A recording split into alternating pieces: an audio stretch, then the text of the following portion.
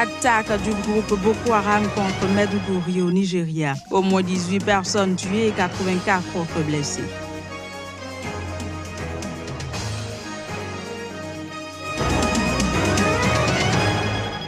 Un dirigeant djihadiste lié au groupe État islamique a été abattu en Tunisie. C'était au cours d'une opération menée par la gendarmerie.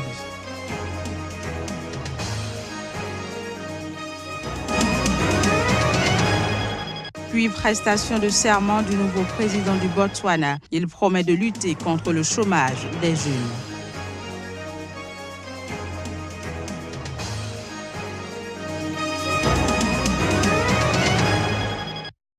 Vous êtes bien sûr Sika TV, merci de nous préférer pour vous informer. Bienvenue à toutes et à tous. Nouvelle attaque du groupe djihadiste Boko Haram contre Maiduguri, grande ville du nord-est du Nigeria. Le bilan de l'attaque survenue dimanche fait état d'au moins 18 morts et 84 personnes blessées. Voici le reportage. Les combattants de Boko Haram ont tenté de pénétrer dans la capitale de l'État de Borno en attaquant une base militaire à l'entrée de la ville. Pour réaliser leur forfait, ils ont utilisé des kamikazes, des armes à feu et des bombes. Cette attaque d'une grande ampleur s'est déroulée aux alentours de 19h30 GMT. Les combats entre l'armée et les membres du groupe djihadiste ont duré près d'une heure. En tout, au moins 18 personnes ont été tuées et 84 autres ont été blessées à l'issue de cette confrontation. Les terroristes ont tiré au mortier sur les troupes. Maiduguri, une ville d'environ 3 millions d'habitants, dont des centaines de milliers de déplacés en raison du conflit, est encerclée par un mur de sable et des fossés pour éviter toute incursion du groupe djihadiste. Mais les combattants sont parvenus à escalader le mur d'enceinte.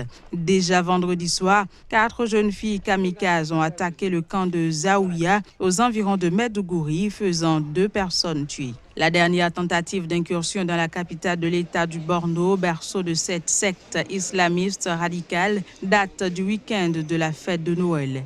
Le conflit entre le groupe djihadiste et l'armée nigériane a déjà fait plus de 20 000 morts depuis 2009. Même registre, le ministère de l'Intérieur tunisien a annoncé qu'un dirigeant djihadiste lié au groupe extrémiste État islamique a été abattu dimanche. C'était au cours d'une opération de la gendarmerie dans une région montagneuse de Tunisie. Reportage. Les unités de la garde nationale tunisienne ont éliminé un chef terroriste dans la zone de Assifride, située dans le gouvernorat de Kasserine. C'était dans le cadre d'une opération antiterroriste lancée dans la nuit de samedi à dimanche. Le djihadiste abattu était un dirigeant du groupe Jund al-Khilafa lié à l'État islamique. Il a été identifié comme Chaouki Fakraoui, visé par 25 avis de recherche pour son implication présumée dans des affaires à caractère terroriste, dont une attaque contre le domicile de l'ancien ministre de l'Intérieur tunisien qui avait coûté la vie à 4 policiers à Kasserine en 2014. La Tunisie est toujours sous état d'urgence.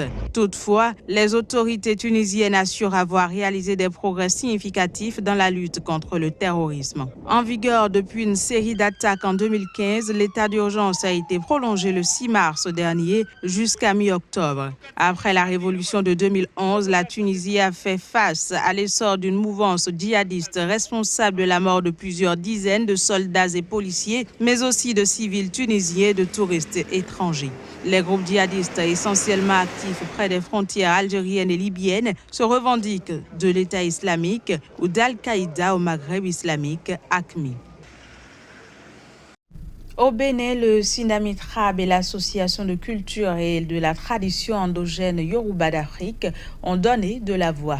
Sur le thème reconnaissance des crimes rituels au Bénin, que faire? Les deux associations ont entretenu le public sur le phénomène d'enlèvement et d'assassinat d'enfants et proposé des pistes de solutions. Les détails. La psychose est générale, Vodou Kenesi tue à travers ses détenteurs. Le monde des Bokono est indexé. Le syndicat national des médecins intellectuels et traditionnels et assimilés du Bénin, Sinamitrab, en collaboration avec l'Association de culture et de la tradition endogène Yoruba, dirigée par Sa Majesté Oba Acha, est sorti de son silence. Aucune nation au monde ne s'est développée en dehors de sa culture, en dehors de sa tradition. La tradition du Bénin, c'est le vaudou. Et certainement, probablement, cette tradition gêne certaines personnes. Ça gêne et on monte des coups sur le dos des Rounon et des Bokono et des Vaudounon. Nous disons non, ces vils individus ne sont pas des vrais Rounon, ce sont des tueurs à gages qui commettent des crimes crapuleux sur nos populations. Plus loin, les gardiens de la tradition qui se veulent des acteurs authentiques du vaudou situent ces événements odieux dans un contexte géopolitique. Malgré que ce vaudou a été persécuté pendant plusieurs siècles, aujourd'hui, le vaudou se taille une place au soleil et il faut tout faire pour anéantir le vaudou. Il faut situer ça. Aujourd'hui, ce qui se passe dépasse les entendements nationaux et c'est même multinational. La pratique n'est pas nouvelle. L'Afrique centrale, l'Afrique de l'Est et surtout la zone ouest sont les plus exposés sur le continent. Pour le Sinamitrabe, les commanditaires, tout comme les exécutants, doivent être châtiés. Certains escrocs, certains voyous, certains trafiquants demandent aux sorciers de faire des riches ou de les protéger contre la police ou de les aider à lancer des sorts contre leurs ennemis ou victimes. Cela les amène à signer des pactes avec le diable. Et nous disons que dans cet environnement, excusez du peu, le Rounon qui aide de telles personnes à faire ces pratiques, il sort du champ de la religion traditionnelle et il devient là un malfaiteur et en principe, il doit être traité comme tel. Les rites initiatiques au vaudou devraient en principe assagir les Rounon, dira le secrétaire général du Sinamitrabe. Pour Dansou Gazozo, tous ceux qui s'adonnent à ces sacrifices humains ne sont à considérer à aucun moment comme des Rounon. 1100 litres de carburant ont été saisis à Bonabéry au Cameroun. C'est le fruit d'une opération coup de poing menée par le sous-préfet de l'arrondissement de Douala 4e, Jean-Marc Ekoam Barga, dans les quartiers Ndobou et Menkweli. Reportage signé Narcissoum. 1100 litres exactement de carburant ont été saisis à Bonabéry. C'est le fruit d'une opération coup de poing menée par le sous-préfet de l'arrondissement de Douala 4e, Jean-Marc Ekoam Barga, dans les quartiers Ndobo et Menkweli. Le groupe de travail avec à sa tête l'autorité administrative, accompagné des forces de maintien de l'ordre, a surpris vendeurs et ravitailleurs lors d'une descente inopinée. L'équipe de lutte contre le carburant de contrebande a mis la main notamment sur des bouteilles, des bidons remplis, mais aussi des récipients vides, histoire de mettre à mal la capacité de stockage des contrevenants. Le fournisseur, quant à lui, sera débusqué au fond de Menkweli, pris en flagrant délit de chargement d'une cargaison. Il va tout abandonner pour prendre la clé des champs. Derrière lui, il laisse son véhicule, un conteneur de 20 pieds dans lequel les forces de sécurité, gendarmerie et police associées trouvent des bidons de 40 litres entreposés. Le préfet a donné des instructions fermes de mener une lutte acharnée contre un certain nombre de phénomènes qui sont en train de prendre des proportions exponentielles. Il en est ainsi de la vente du carburant, la vente illicite des carburants qui sont pour la plupart du temps d'origine douteuse. Le chef de terre applique ainsi des instructions du préfet de Vouri sur la lutte contre la vente illicite de carburant. Instructions à la suite desquelles le sous-préfet de Douala 4e a mis sur pied une commission mixte de lutte. En plus de la vente illicite de carburant, le sous-préfet Jean-Marc Ekoam Barga compte se pencher sur un autre cancer qui sévit dans sa circonscription administrative, les médicaments de la rue. Direction le Botswana, le nouveau président a prêté serment comme chef de l'un des États les plus stables de l'Afrique. C'était ce dimanche à Gaborone. Voici les images. Mokgweetsi Masisi, le 5e président du Botswana, a prêté serment ce dimanche à Gaborone. Au cours de la cérémonie d'investiture qui s'est tenue au Parlement, le nouveau président a déclaré que l'une de ses principales priorités en tant que président de ce pays sera de traiter le problème du chômage, en particulier des jeunes. Je jure que je m'acquitterai fidèlement et diligemment de mes fonctions dans la haute fonction de président de la République du Botswana, que je maintiendrai la constitution du Botswana et que je ferai respecter les lois et que je me mettrai au service et au bien-être du peuple du Botswana sans crainte ou faveur, sans affection ou mauvaise volonté. Que Dieu me vienne en aide. Affection or ill will. So help me God. Proche de l'ancien président Ian Kamana et un vétéran du parti au pouvoir, le Parti démocratique du Botswana, Mokgweetsi Masisi a aussi promis d'améliorer le traitement et la prévention du virus du sida. Cette passation de pouvoir en douceur entre les deux hommes est intervenue 18 mois avant des élections législatives prévues en 2019. Et 4 partis de l'opposition ont annoncé qu'ils pourraient s'unir afin d'essayer de déloger le Parti démocratique du Botswana au pouvoir depuis la cession du pays à l'indépendance en 1966.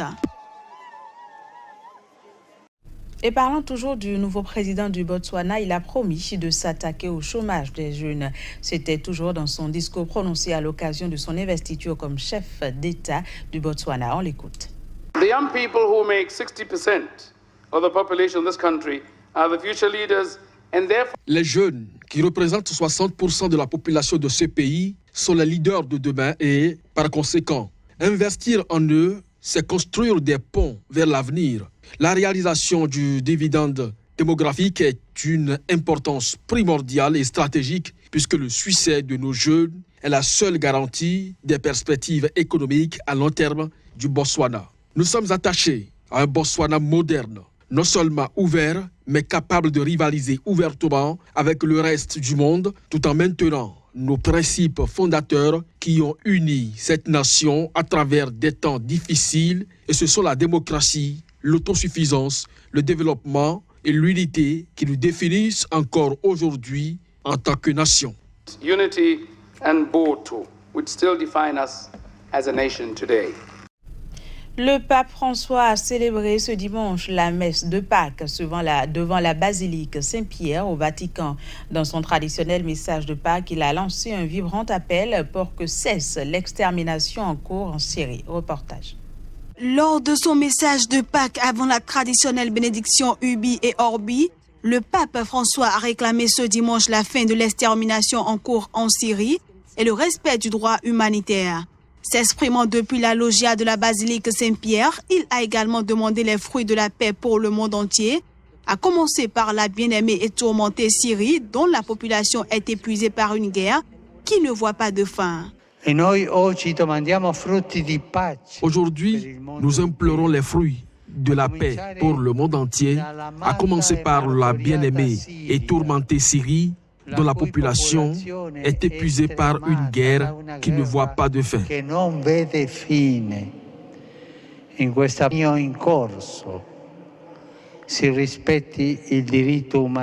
Que soit respecté le droit humanitaire et que soit facilité l'accès aux aides dont ses frères et sœurs ont un urgent besoin, assurant en même temps des conditions convenables pour le retour de tous ceux qui ont été dispersés.